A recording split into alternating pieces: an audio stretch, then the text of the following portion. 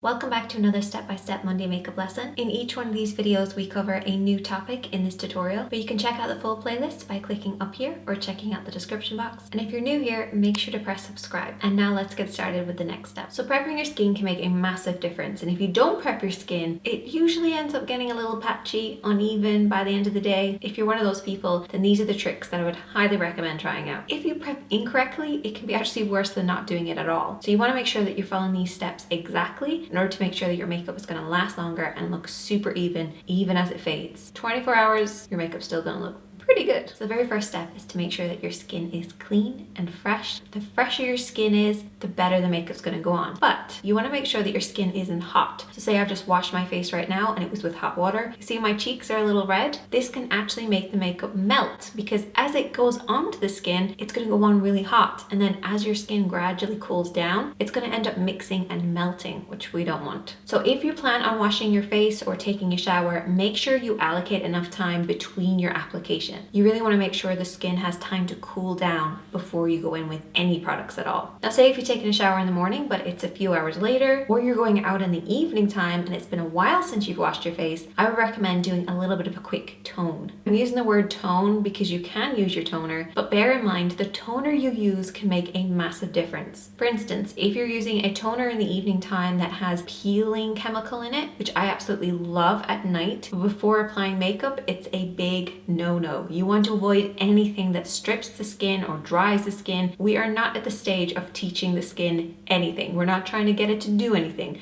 We just want it to be nice and smooth and ready for makeup. So the best way to do that is to use a very mild toner or even just micellar water. But I'm going to take a cleansing wipe and just run this over the skin. Next up, we're going to moisturize. Now, moisturization really helps the makeup last. It's going to give it something to hold on to. So no matter what type of skin type you have or what type of makeup you're using, make sure to moisturize. Now, I use two different types of moisturizers depending on when I'm doing my makeup. So in the morning time, I will use a moisturizer that has a built-in SPF, which a lot of people ask me about. Where does my SPF fit into my routine? I use an SPF that is a moisturizer. So it kind of doubles up as the same thing. And if you're worried about SPF, you can also buy sprays that you can spray over the top of your makeup, which throughout the day can actually still protect your skin. In the evening time then, I will just use a moisturizer that doesn't have any SPF in it. And this is for a couple of different reasons. One, I don't really need SPF because it's the evening time. And two, if I'm planning on taking any pictures, I really don't want that flashback. And there's a couple of tricks to applying your moisturizer. You want to make sure it's as even as possible, but you can focus on any areas that tend to be a little drier. So I'm just going to apply it on my cheeks, my chin, my forehead, and then I apply a lot on my nose because my nose gets really dry. Now I tend not to apply my moisturizer right underneath my eyes because it's a little heavy for the delicate skin area. I want you guys to take your ring finger and just run it underneath those eyes and then do the same on your cheeks. And can you feel that difference? Because the skin underneath there is so delicate and so thin, so make sure to be extra careful with it. So I actually use a little eye cream. It's not the same eye cream that I use at night because this is more of a daytime moisturizer. It has these little rollers on here that roll underneath the eyes and brighten, so this can reduce any swelling in there as well as improve circulation and help with any darkness. Another thing that I like to prep with is a balm. So if I have any little dry patches on my skin, maybe you have some old blemishes that are kind of not moving, or you have any dryness around the nose area from a cold, or maybe a little bit of sunburn even. This is great for just applying on those areas to help soften the skin, and this will then give your makeup something to hold on to as well. You can also then use this on your lips, which I don't like to neglect. Moisturized skin is plumper, healthier, and will glow. So any part of your skin that is showing, moisturize it. Not just your face, everywhere. So give yourself a few minutes now just to let that settle, and then we'll move on to the next step. So for the next step, we're going to prime the skin. So we've done a lot of our prep work already, and the moisturizer will definitely help, but priming your skin can also give your foundation a little helping hand. What I tend to do is I use an illuminating primer. The best thing about the primer that I use is it's not only illuminating, but it also controls oils. So even though I'm going to have really glowy skin, it's not going to be greasy looking. And less is more when it comes to primers, especially if you've prepped with your moisturizer enough. You shouldn't need too much primer. Now the primer that we use on the eyes and even the lips usually is a little bit different. You can use this primer on your eyes and your lips, but it won't be as beneficial as using one that's designed for the eyes and the lips. Now another primer that I also like to use is something for large pores, because not everybody has the same skin all over. unless you're pretty lucky, maybe you do. But I actually have large pores on my nose and on my cheeks. So what I do is I use a pore minimizing primer, and you only need a very small amount of it. And what I do is I do a pressing, swiping motion. And what this will do is it will fill in any of those pores, make sure that we get a nice even base. It's also slightly mattifying, so sometimes if I'm not wearing makeup, I'll still apply this because it gives my skin that I'm not wearing makeup, but it kind of looks like I am wearing makeup kind of thing. Then I use whatever's left over on the rest of my T-zone. Now, as I said, not everybody needs a primer, but I would recommend it for anybody who has problematic skin. So if you have acne, very oily skin, very dry skin, or just for a special occasion you want your makeup to last just a little bit longer, then I would recommend using a primer. Now, the best way that I find is to use a primer that works with your moisturizer. So say for instance, if you have combination skin and you're kind of a little bit dry, but you're also kind of oily, you can use your moisturizer to moisturize the dry areas and the rest of the face. And then take something like a mattifying primer and just focus that on the areas that you need to, because for combination skin you'll just have certain areas that are different from others. So it gives you a little bit more control. You can use your moisturizer and then you can use a primer and they'll work really well together. But now we're going to work on what the skin looks like and its tone. If you're lucky, you might have a beautiful overall tone that's quite even, but for the majority of us, we'll have different tones within our skin. So there's three main areas that I focus on when it comes to correcting the skin. They include blemishes, which is basically any little marks on the skin. And then you have dullness, which is typically what you'd see underneath the eyes. It's very similar to the skin, just a little bit more gray or darker. And then overall discoloration. So discoloration can be anything from the redness on my skin here. It can be more of a yellowing appearance or a green appearance. Anything that's just slightly off in some areas. And there's lots of different ways to work with it. You just have to choose the correct tone to work with the tone. It has to almost be the opposite. So for anybody who has a pink undertone, a cooler skin tone, go ahead and use green. It's a great way to counteract any unwanted redness. And then for anybody in the warm or warm neutrals, you guys want to use yellows because that will also counteract the redness in the skin. And this goes for any type of redness, whether it's rosacea on your cheeks, or in my case from a panic attack that hasn't settled yet, or just a little area from blemishes. Using a green or a yellow can definitely help. You only want to have a light layer of the corrector. We're not looking to hide anything. We still have concealer and foundation and powder go over the top. We're just camouflaging it. So a lot of people think that correcting needs to be really intense and needs to be a ton of product on the skin. It doesn't. Just a light layer can make a massive difference. Now when it comes to dullness underneath the eyes, the same thing goes. You want to make sure you're choosing the right tone depending on your undertone and the depth of your skin. This pretty much starts from anything of a pale pink, which is typically what I use because I'm quite pale, all the way up to a salmon tone, orange tone, all the way up to even a red tone. A little goes a long way. So just focus on the exact area that you need it and make sure it's a very thin layer.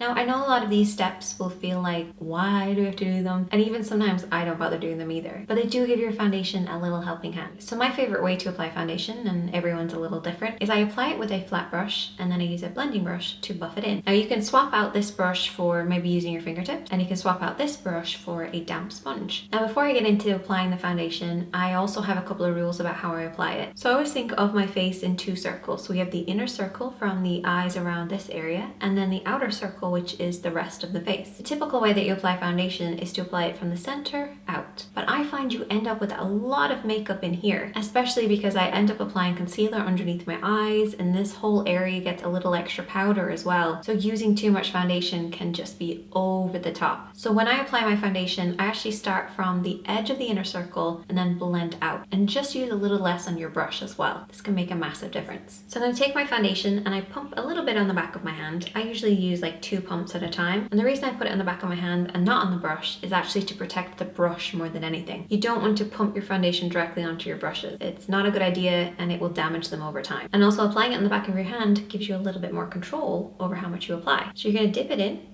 and I dip it in the edge. Then we're going to start to apply it. So I'm starting on the very edge of the inner circle, and I work this through. And I use little sweeping motions, keeping them quite short in some areas and long in others, depending on how much coverage I want.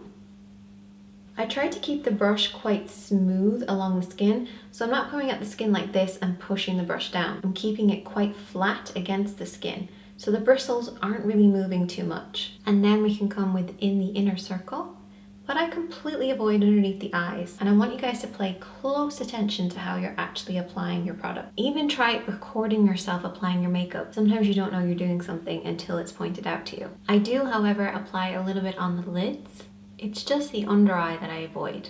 A couple of areas that you want to watch out for when you're applying your makeup is around the eyebrows. So whether you've filled them in or you're waiting to fill them in, I always like to make sure that I get really close to them. That's why I use a flat brush. So what I do is I do little sweeping motions, kind of in the direction of the hair growth, just so I'm hitting just underneath the hairs. This will just make sure you don't have that gap between your brows and your foundation. And the same goes around the hairline. So what I tend to do is I turn the brush really flat and I just kind of work it into the hairline. You don't want to get it on your hair. You're kind of just sweeping in that area to make sure it's nice and blended. And there isn't too much product on your brush at this stage either. So what I do with my blending brush now, because this looks pretty even, but it could be better, is I take whatever's left over on my hand. So I just kind of swirl my brush in there just to get a little bit of product. It's not about reapplying or anything. It's just picking up what's ever left over. And then I do little stippling motions. And what this will do is just blend out that foundation, give us a little bit more of an even finish. But then there's also something called a buffing motion. The buffing motion is a little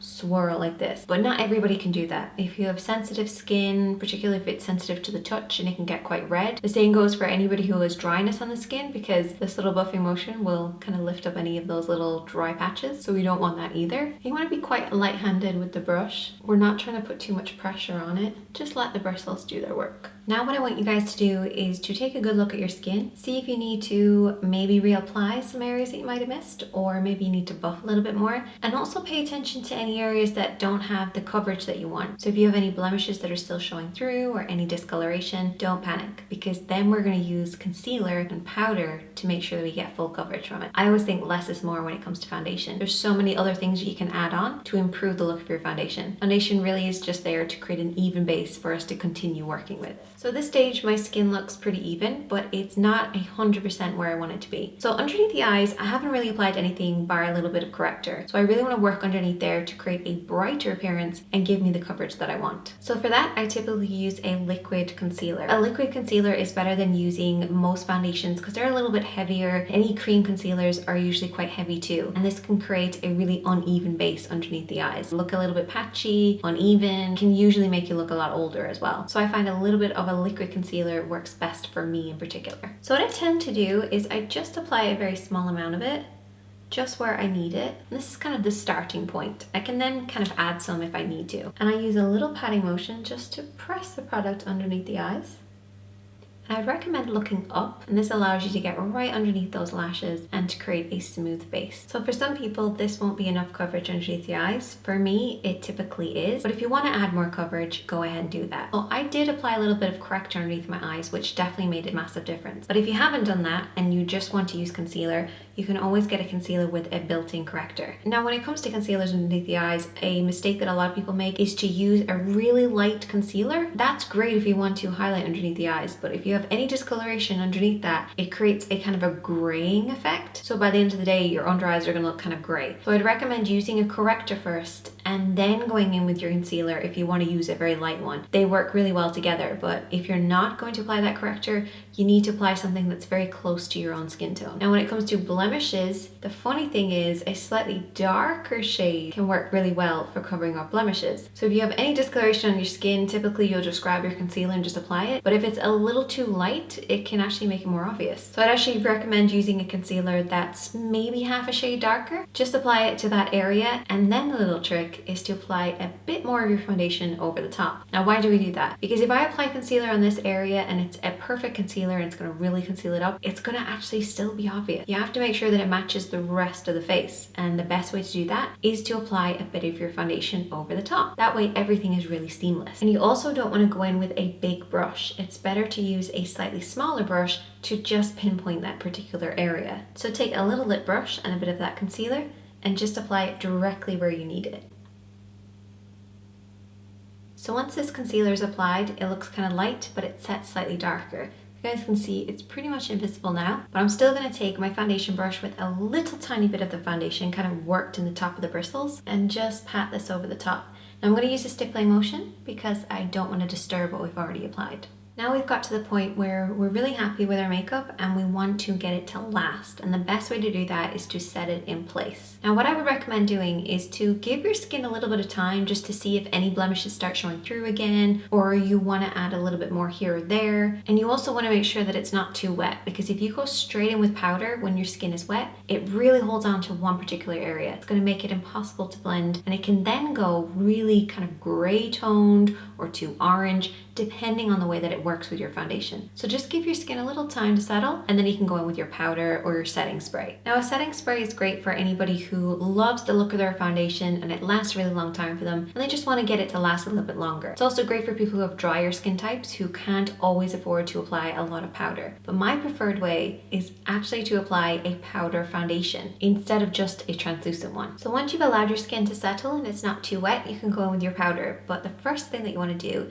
is to make sure you don't have any creases. So if I went in straight with powder onto this face, the little creases that have started to appear, because concealer creases, it's okay, but those little creases will grab hold of the powder and just emphasize those creases even more. What we want to do is to make sure we pat them out first of all, and then go straight in with the powder. But recently I've been leaving the eyes till last. I'll apply powder everywhere else and then just use the excess around the eyes. That way you don't get too much of a buildup. So I'm going to be using this powder brush right here. You can obviously use any type of powder brush that you want, and you just want to apply a very light, even layer of this. So I tend to start the same way as I did with the foundation on this outer circle. One place in particular that this makes a massive difference is around the nose area. This is also great for any blemishes. As the foundation tends to wear away, the powder foundation comes in and keeps you protected. So you're not going to see any of those little marks coming through again. Now typically when you apply your makeup, I always tell you guys to keep your face quite still, but when you're applying powder, this is the only time where you can do little wiggly motions, get into any creases or around the nose to make sure the powder is setting in those areas. So remember, when you're working on any areas that might have creases, to pat away the creases and then keep the face still and go straight in with the powder. Use soft sweeping motions to finish it off to make sure that any little hairs in the face are lying flat. And then if you really want to lock that in place, go in with a setting spray.